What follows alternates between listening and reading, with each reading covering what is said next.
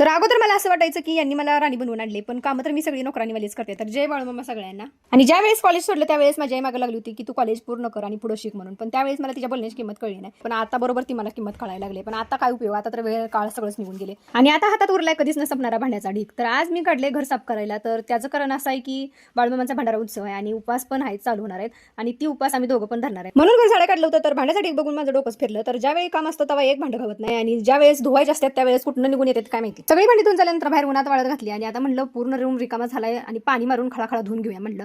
तर आमचं इथं काम कमी आणि मस्ती जास्त. नवऱ्याला माझ्या म्हणलं पाणी भीतीवर मारा, तर सगळं पाणी माझ्या अंगावर उडवायचं चालू होतं. मग म्हणलं तेरा तो गेम बजाना पडेगा म्हणून मस्करी करायला गेली तर मीच भिजणार होती आणि गेम तर माझाच वाजला असता, कारण यांनी पूर्ण बादली उचलली होती माझ्या अंगावर वतायसाठी. मग काय आपण काय मागं राहतोय तेव्हा आपण पण भिजवायला चालू केलं त्यांना, पण भिजवलं नाही कारण रडवीला माहेर अडवा असं व्हायचं. माझ्या नवऱ्याचं काम करू लागतात ती पण करू लागणार नाहीत, म्हणून म्हणलं आपण जरा शांत बसूया. आणि ह्या सगळ्या धाबडदिंग्यात माझ्या करंगळीचं कवा ऑपरेशन झालं तीच मला कळलं नाही, फक्त टाकं घ्यायचं विसरली होती मी.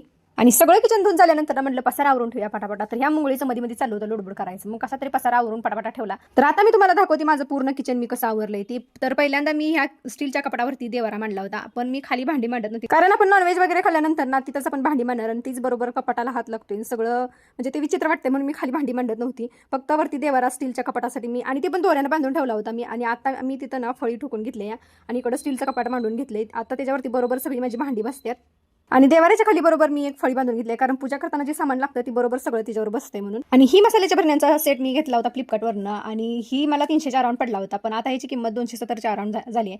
तर याच्या लिंकसाठी मला तुम्ही कमेंट करा लिंक म्हणून. तर आजच्यासाठी एवढंच, भेटूया नेक्स्ट व्लॉगमध्ये. हसत राहा, खुश राहा आणि आनंदी राहा.